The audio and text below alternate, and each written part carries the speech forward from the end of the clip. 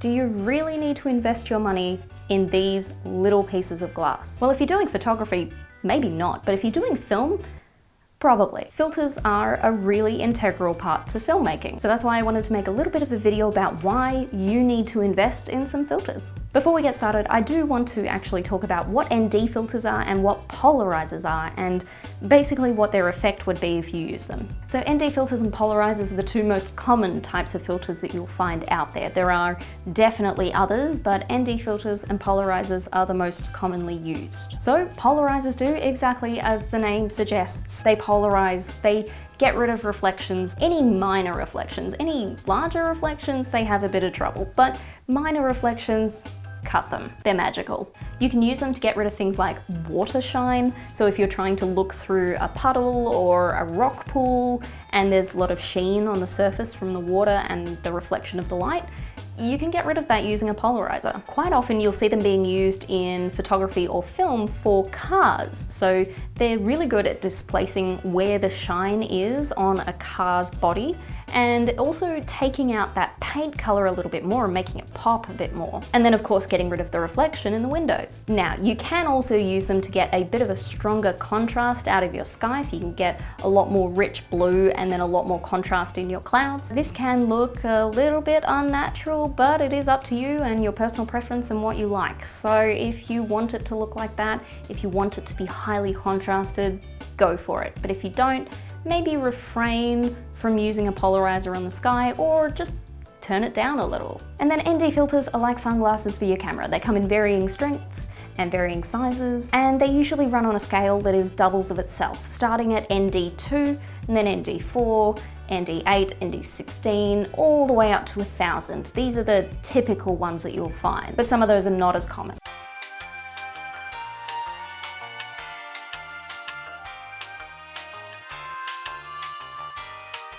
There are also a few things to watch out for when you're using ND filters and polarizers, and I will get to those, but I'll get to those through the video and also towards the end. So first up, I want to talk about the main reason that you'd be wanting to use an ND filter, and that would be because you want to shoot on a particular shutter angle or a particular shutter speed. If you're filming something and you want a regular looking motion, you're going to want your shutter angle to be 180 degrees or your shutter speed to be double your frame rate. Now, I have done a whole video on shutter angle and shutter speed, and if you are interested in that or you're not too sure what I'm talking about, you can view that here. So in terms of using an ND filter to try and achieve the 180 degree shutter, let's just say the following scenario is happening. You're trying to film something on a DSLR or on your phone or even on an FS7 like I am right now, and you're trying to maintain that 180 degree shutter.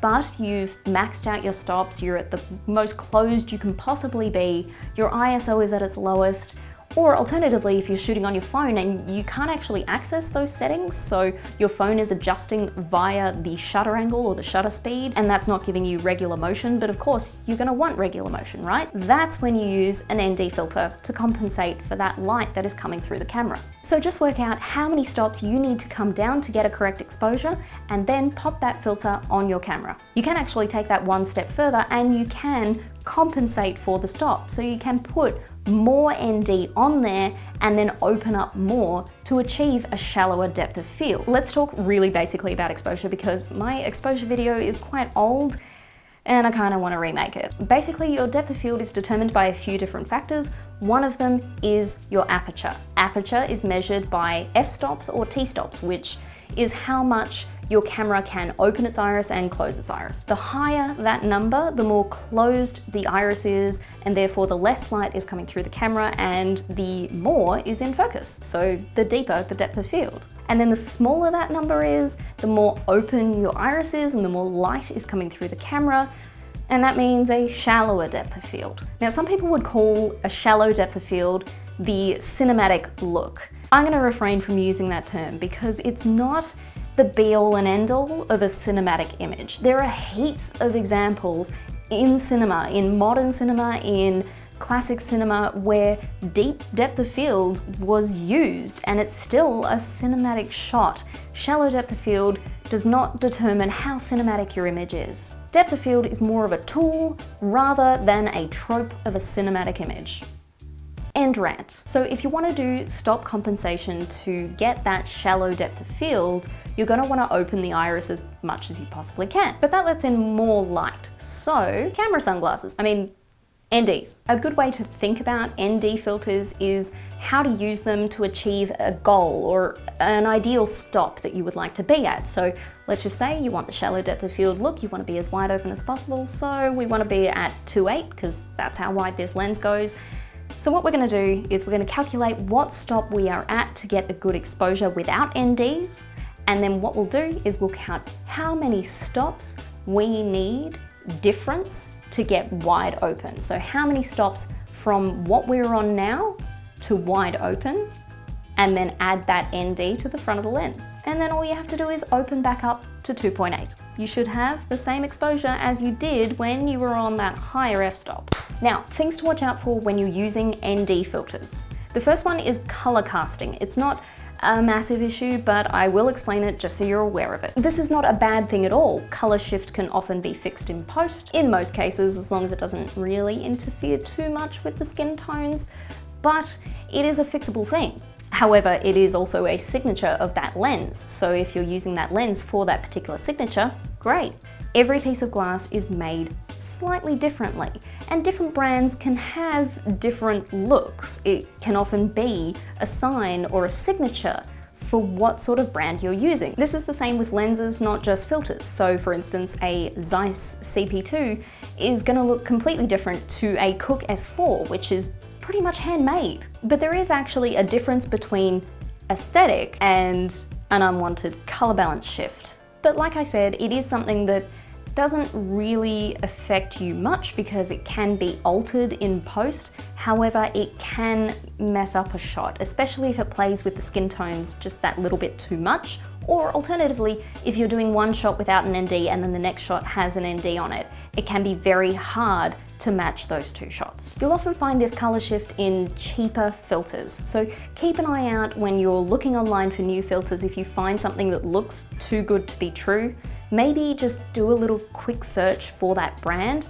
and have a look at reviews on that brand, or maybe some images from stills from that brand, and see if that is something that you can work with. Maybe it's a certain style that you would like, or maybe it's an unwanted shift that you don't want. And the final thing I want to talk about, which can be quite confusing, is IR pollution or infrared pollution. It is a very complicated topic in itself, and it could probably take up a whole video, so I'm not going to really explain all of it here, but I am going to leave a link down below to a blog post which I found which explains it perfectly. We're going real basic here because it's going to take a long time to explain otherwise. So here are the cliff notes. So some digital cameras have built-in OLPF filters or IR cut filters. OLPF stands for optical low pass filter, and then IR infrared cut filter.